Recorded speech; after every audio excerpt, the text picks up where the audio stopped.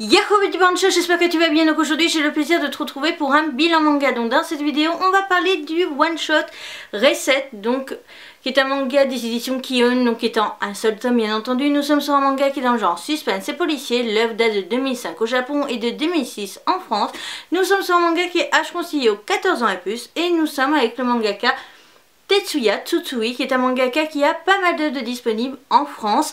Je te mets de toute façon l'affiche avec la liste des titres, et je tiens à dire que je vais te présenter deux de ces titres prochainement, donc le manga Prophecy et le manga Dust Hunt. Voilà. Donc du coup en ce qui concerne mon avis sur la qualité du dessin, j'ai adoré. Par contre il y a un petit défaut que je trouve par rapport au dessin de l'auteur, c'est tout simplement que donc on est sur une aventure où on parle d'un jeu vidéo. Et au tout début, il y a certains dessins où on voit très clairement du coup la différence entre le monde réel et le monde du jeu vidéo. Et je trouvais ça plutôt sympa, ça permettait bien de voir quand on était dans quel univers au final. Parce qu'en fait, l'histoire et on va dire la caméra, même si on est sur un manga, donc les images, on passe d'un monde à l'autre et il y a des moments où on ne sait plus trop dans quel monde on est, nous en tant que lecteurs. Alors ça c'est pas terrible je trouve, et je trouve ça dommage du coup que l'auteur soit pas resté sur ces deux qualités de dessin bien distinctes, et comme ça on voyait bien la différence entre le monde réel et le monde fictif du jeu vidéo. Et c'était pas tout le temps le cas, donc ça j'ai trouvé ça très dommage, et c'est un truc, un point clé qui permet en fait de donner plus au niveau de la note de l'œuvre, ou moins dans ce cas là au niveau de la note totale. Je trouve que déjà la qualité de dessin et le coup de crayon et l'idée de ça fait que la note totale pour la qualité de dessin sera un peu moins haute que ce qu'elle devrait être à cause de ça.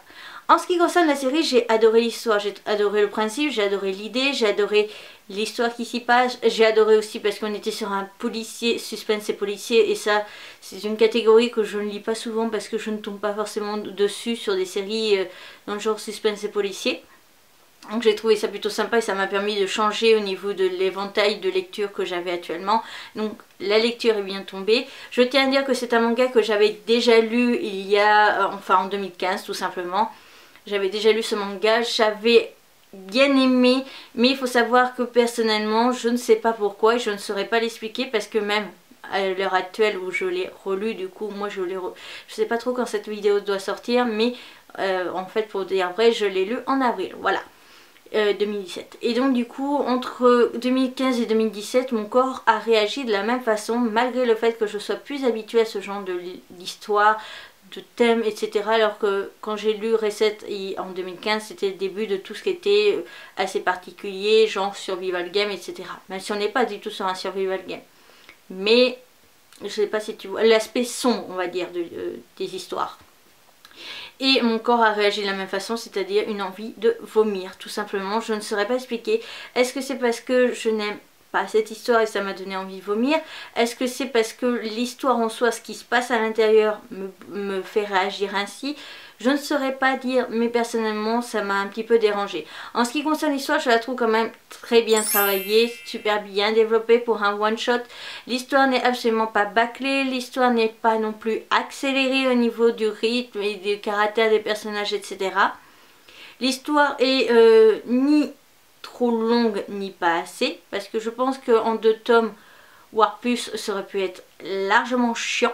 Là c'est une lecture qui a été agréable dans son ensemble, bien que voilà mon corps réagit bizarrement à cette œuvre. Et voilà, mais personnellement en soi je me suis pas fait chier, j'ai lu, j'ai adoré mon moment, etc.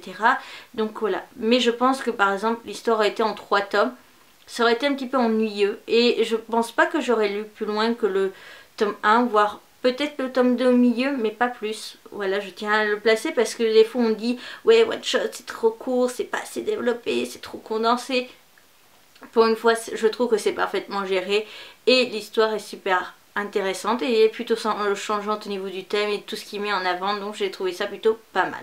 Donc voilà, je pense que j'ai fait le tour. Je te mets de toute façon la petite note à côté de moi et je te laisse du coup avec la suite.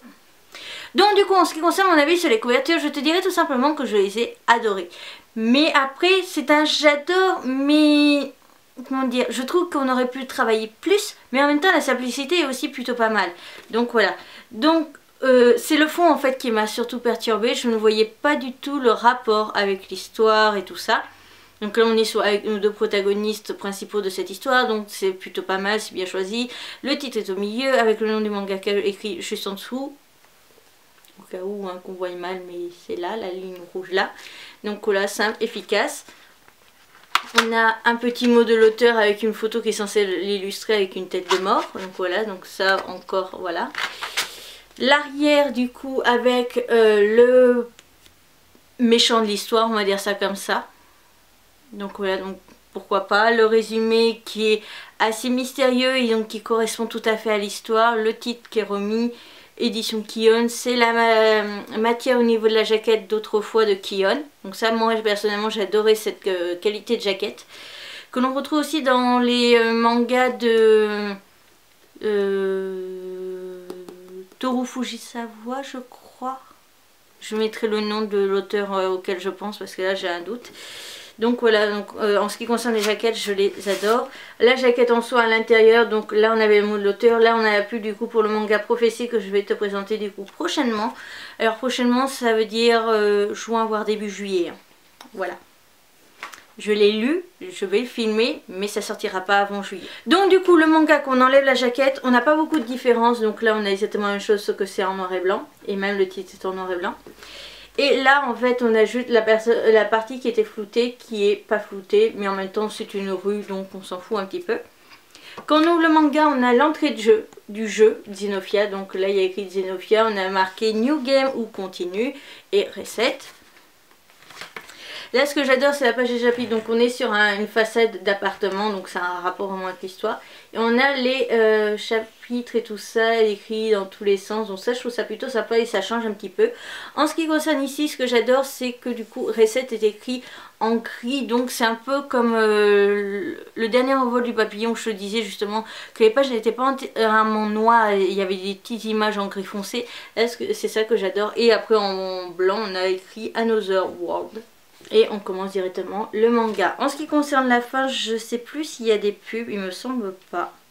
Non, on n'a pas d'autres pubs pour d'autres mangas, donc voilà. En ce qui concerne les couvertures.